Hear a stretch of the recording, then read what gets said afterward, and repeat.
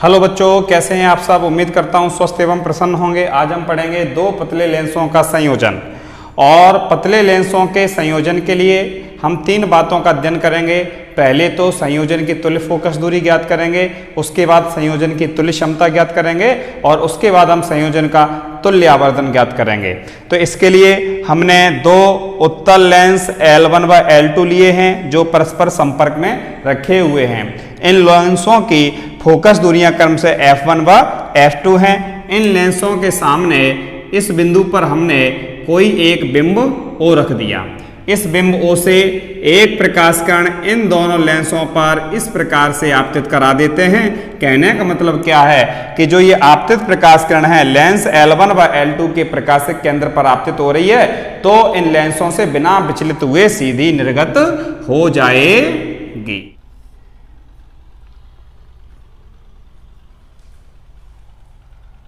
दूसरी प्रकाश किरण को lens L1 पर इस प्रकार से आपतित करा देते हैं।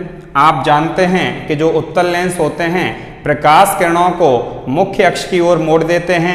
अगर हम थोड़ी देर के लिए ये मान लें कि लेंस L2 यहाँ पर मौजूद नहीं है, तो लेंस L1 इस आपतित प्रकाश किरण को मुख्य अक्ष की ओर इस प्रकार से मोड़ देगा। और आप देख रहे हैं कि ये अपवर्तित प्रकाश किरण और ये अपवर्तित प्रकाश किरण इस बिंदु पर काट रही हैं, तो यहाँ पर प्रतिबिंब बनेगा, उसे हमने कह दिया I डैश। क्लियर। तो अपन नोट कर सकते हैं क्या, लेंस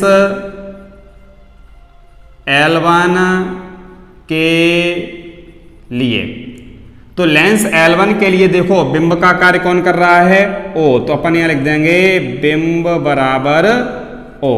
और लेंस L1 के लिए प्रतिबिंब कौन है, I डैश। तो अपन क्या लिख देंगे, प्रतिबिंब बराबर I डैश। क्लियर। और लेंस L1 की जो हम फोकस दूरी है उसको हम मान लेते हैं क्या है, F1। क्या है, F1। ये बहुत ही इंपॉर्टेंट चीज है पूरे डेरिवेशन में, इसका आप ध्यान रखेंगे। क्लियर। लेकिन अभी आपने क्या माना कि लेंस L2 उपस्थित नहीं है, लेकिन लेंस L2 वास्तव में उपस्थित तो है ही। तो जब ये वाली प्रकाश किरण इस लेंस L2 पर आपतित होगी तो लेंस L2 इस प्रकाश किरण को और अधिक मुख्य अक्ष की ओर मोड़ देगा।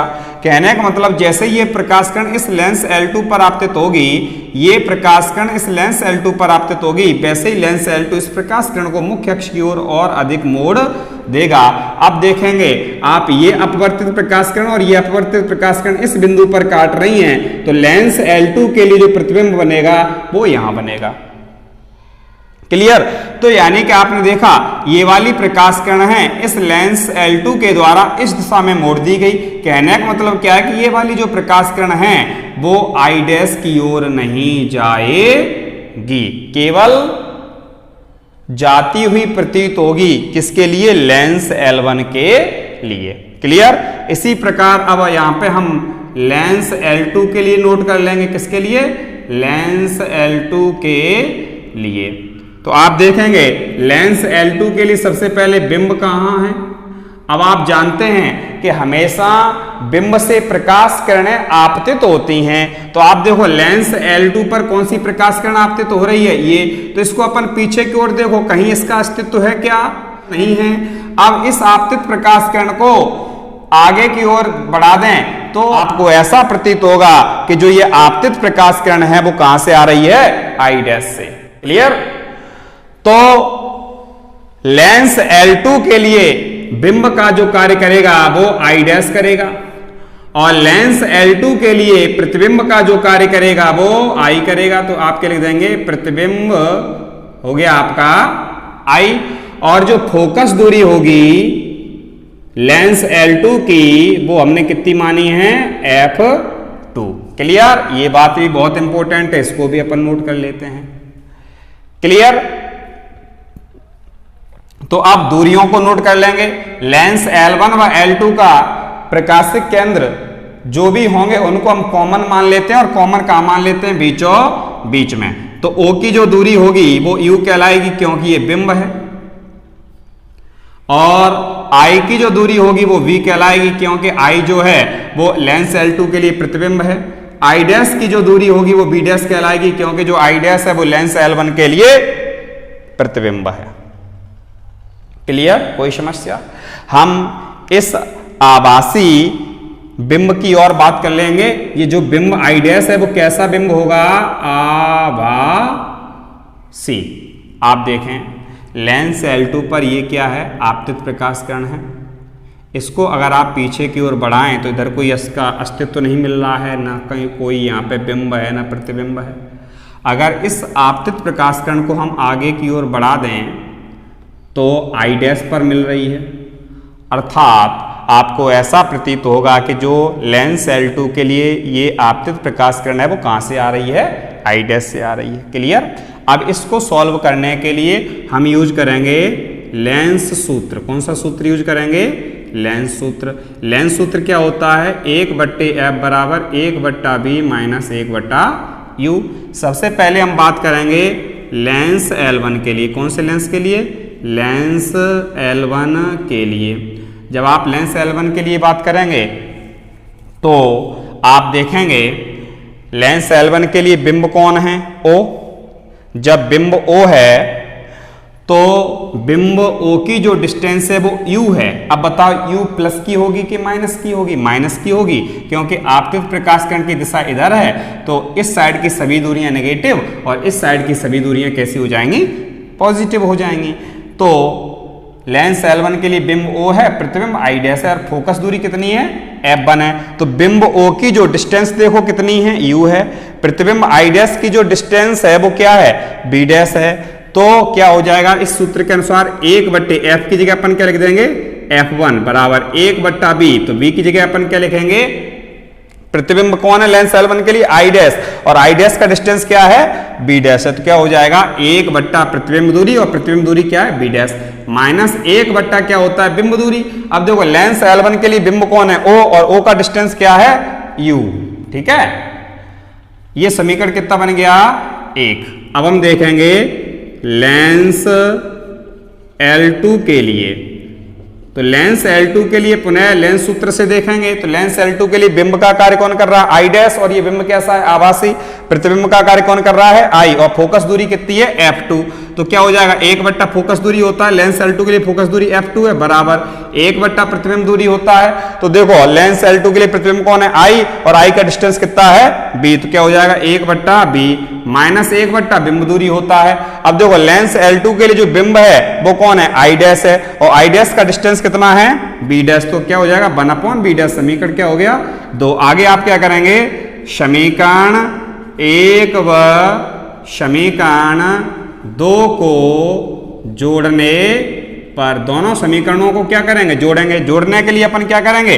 LHS को LHS में जोड़ देंगे और RHS को RHS में जोड़ देंगे। तो क्या होगा? 1/f1 प्लस 1/f2 बराबर, देखो दोनों समीकरणों के LHS रख दिया यहाँ पे जोड़ के।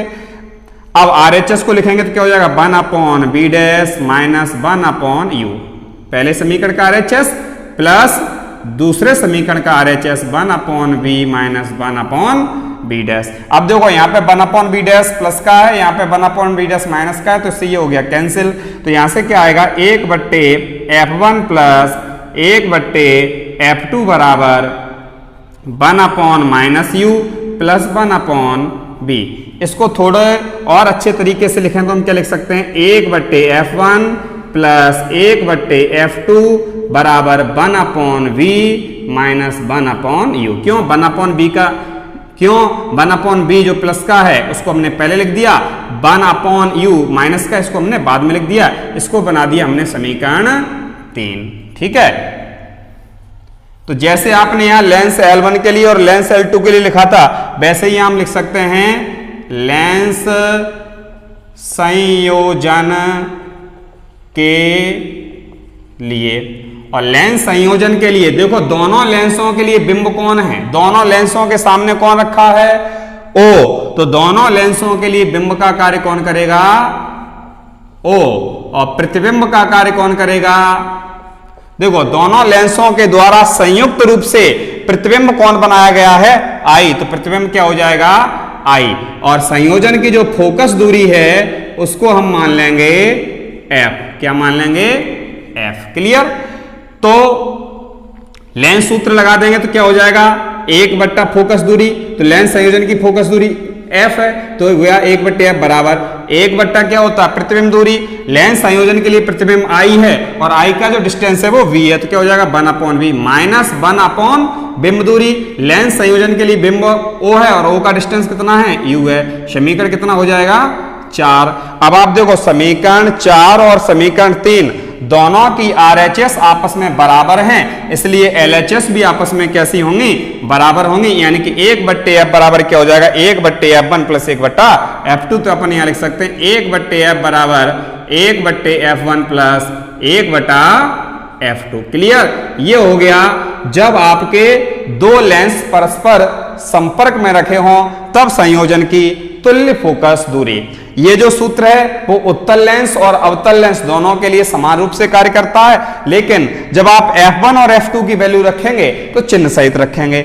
यदि संयोजन में या संपर्क में 2 से अधिक लेंस हो तब संयोजन की तुल्य फोकस दूरी क्या हो जाएगी 1 बट्टे f बराबर 1 बट्टे f1 प्लस 1 बट्टा f2 प्लस 1 बट्टा f3 plus dot dot dot. जितने भी लेंस होंगे उनकी फोकस दूरियों को इसी प्रकार से आप आगे की ओर रखते जाएंगे। क्लियर। इसके बाद हम बात करेंगे संयोजन की क्षमता की। तो आप जानते हैं लेंस की क्षमता क्या होती है P बराबर 1/f, या आप क्या कह सकते हैं 1/f बराबर P। तो आप यहां से देखो 1/f की जगह अपन क्या लिख सकते हैं P, 1/f1 की जगह अपन क्या लिख सकते हैं P1, 1/f2 की जगह क्या लिख देंगे P2। ये हो गई दो लेंसों के संयोजन की तुल्य क्षमता का व्यंजक। अगर 2 से अधिक लेंस होंगे तो क्या हो जाएगा P बराबर P1 plus P2 plus P3 plus dot dot dot. Clear. अब हम इसके बाद देखेंगे आवर्धन। यदि संपर्क में रखे लेंसों के आवर्धन M1 व M2 हैं तो संयोजन का जो तुल्य आवर्धन होगा M वो हो जाएगा M बराबर M1 गुणा M2। कहने का मतलब क्या है संयोजन का जो तुल्य आवर्धन होगा दोनों लेंसों के आवर्धन के गुणनफल के बराबर होगा। अगर 2 से अधिक लेंस रखे हों तब तुल्य आवर्धन क्या हो जाएगा M बराबर M1 गुणा M2 गुणा M3 गुणा डॉट डॉट डॉट। ठीक है। जितने भी लेंस रखे होंगे उन सभी लेंसों के आवर्धन का मल्टीप्लाई कर देंगे तो संयोजन का तुल्य आवर्धन आ जाएगा। उम्मीद करता हूं आपको ये समझ में आया होगा। इसके बाद देखेंगे हम इनके विशेष बिंदु। तो आपका केस फर्स्ट है यदि दोनों लेंस उत्तल हों।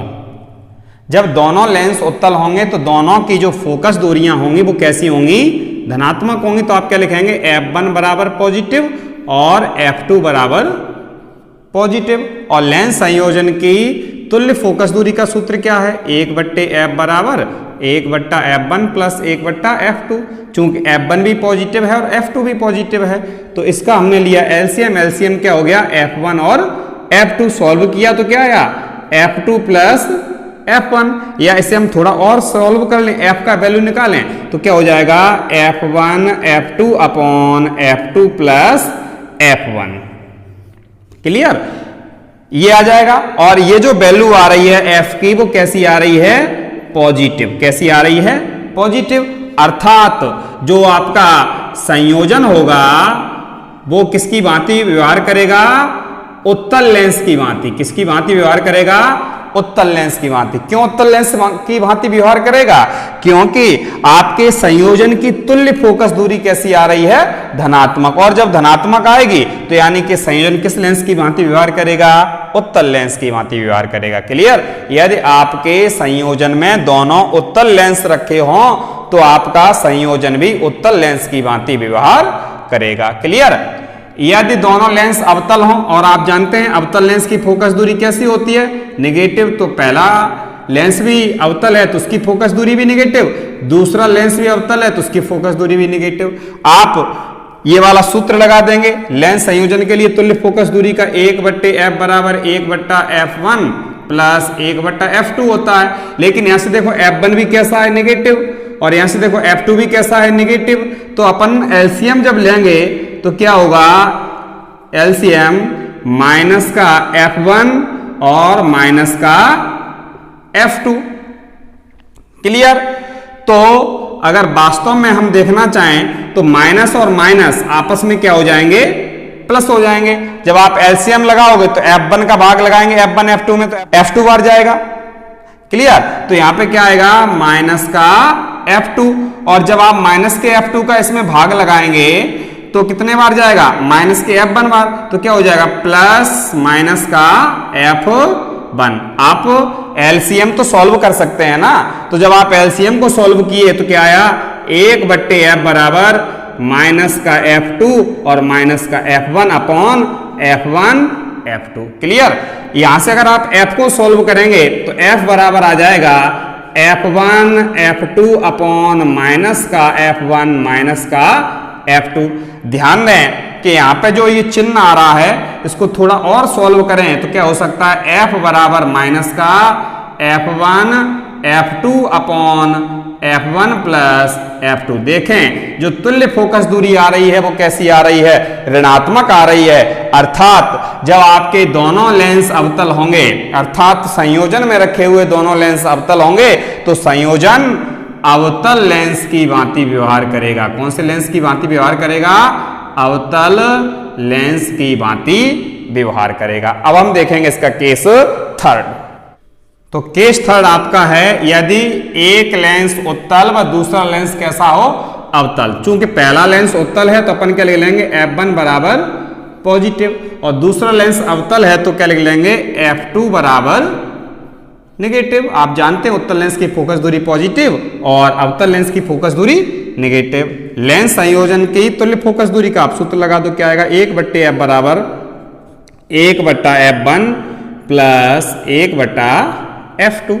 इसे आप सॉल्व करिए तो क्या आएगा, देखो 1/F बराबर 1/F1। F1 पॉजिटिव है तो हमने यहाँ पे प्लस का चिन्ह रख लिया, प्लस 1/F2। F2 कैसा है, नेगेटिव, तो यहाँ क्या आएगा, माइनस का F2। क्लियर? ध्यान दें इस सूत्र में अपन ने F1 और F2 की वैल्यू रखी। F1 देखो कैसा है, पॉजिटिव, तो F1 को पॉजिटिव रखा आपने। F2 कैसा है, नेगेटिव, तो F2 को आपने कैसा रखा, नेगेटिव। क्लियर?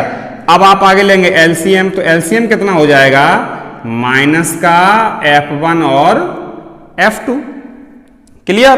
तो आप एलसीएम लेंगे तो क्या आएगा, माइनस का F2 और प्लस का F1। क्लियर? या इसे अपन क्या लिख सकते हैं, 1/F बराबर F1 minus F2 upon minus का F1 F2। क्लियर? या इसे अपन लिख सकते हैं 1/F बराबर F2 minus F1 upon F1 F2। Clear? क्या किया, ऊपर भी माइनस का गुणा नीचे भी माइनस का गुणा, तो जब ऊपर माइनस का गुणा करेंगे तो F1 अभी प्लस का है तो काय का हो गया, माइनस का। F2 माइनस का है तो किसका हो गया, प्लस का। नीचे जब माइनस का गुणा करेंगे तो ये जो माइनस का चिन्ह है वो किस में कन्वर्ट हो गया, प्लस में। यहां से अगर अपन F को सॉल्व करें तो F बराबर क्या आएगा, F1 F2 upon F2 minus F1। कहने का मतलब क्या है, इस समीकरण को हमने उल्टा करके लिख दिया। अब यहां से भी 2-3 कंडीशन बन जाती।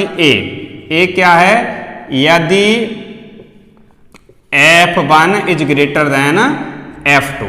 कहने का मतलब क्या है, उत्तल लेंस की फोकस दूरी अधिक हो और अवतल लेंस की फोकस दूरी कम हो। ठीक है, F1 is greater than F2।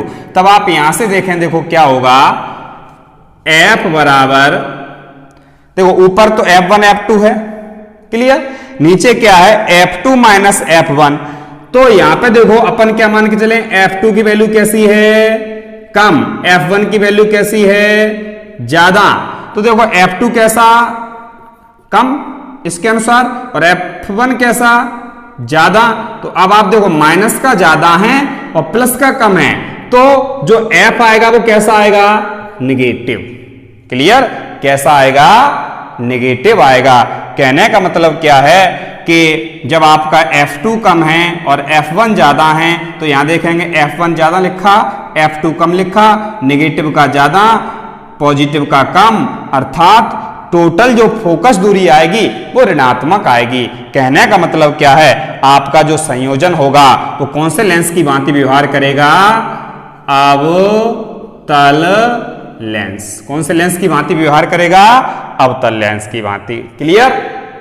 तो यानी कि जब एक उत्तल लेंस व अवतल लेंस परस्पर संयोजन में रखे हों और अगर उत्तल लेंस की फोकस दूरी ज्यादा होगी तो लेंस संयोजन अवतल लेंस की भांति व्यवहार करेगा।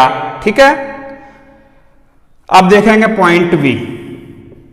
तो पॉइंट बी में इसका अपोजिट ले लेते हैं, क्या? यदि F1 is less than F2, यानी कि F1 कैसा है?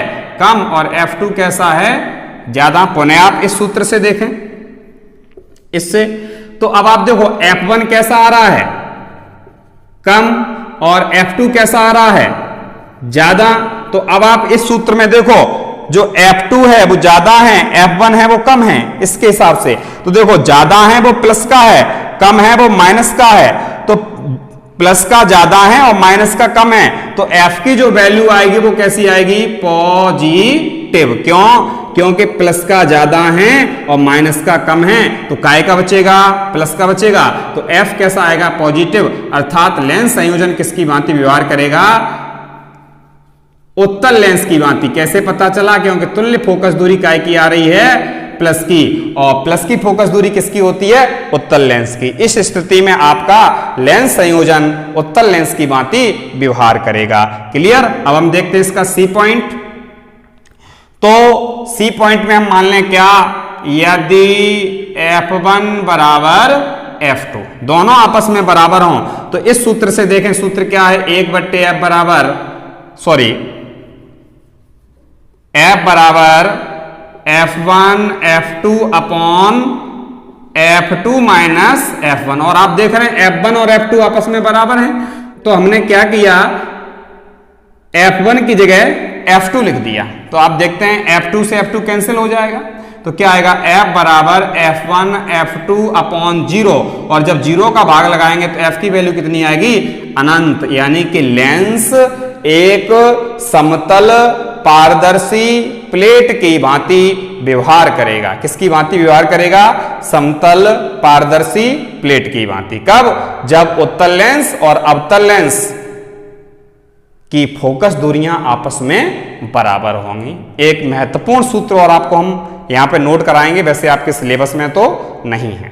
तो आप जो अब सूत्र लिखेंगे वो किस स्थिति के लिए लिखेंगे? यदि दोनों लेंस परस्पर संपर्क में न होकर सूक्ष्म दूरी स्मॉल d पर हों, तब संयोजन की कुल फोकस दूरी क्या होती है? 1/F बराबर 1/F1 प्लस 1/F2। यहां तक तो आप पढ़ते ही आए हैं। अब जो नया चेंज होगा वो क्या हो जाएगा? -d अपॉन F1 F2, जहां d क्या है? लेंसों के बीच की अल्प दूरी। क्लियर? ये तो हो गया आपका तुल्य फोकस दूरी का सूत्र। अगर आप क्षमता का सूत्र लिखना चाहें तो क्या हो जाएगा? 1/F की जगह क्या लिख देंगे? P। 1/F1 की जगह P1 प्लस 1/F2 की जगह P2, माइनस की जगह माइनस, d की जगह d, और 1/F1 की जगह P1 और 1/F2 की जगह P2। कहने का मतलब सूत्र क्या बन गया? P बराबर P1 plus P2 minus P1 P2 और D। क्लियर? अब मैं आपको एक न्यूमेरिकल दूंगा जिसको आपको सॉल्व करना है।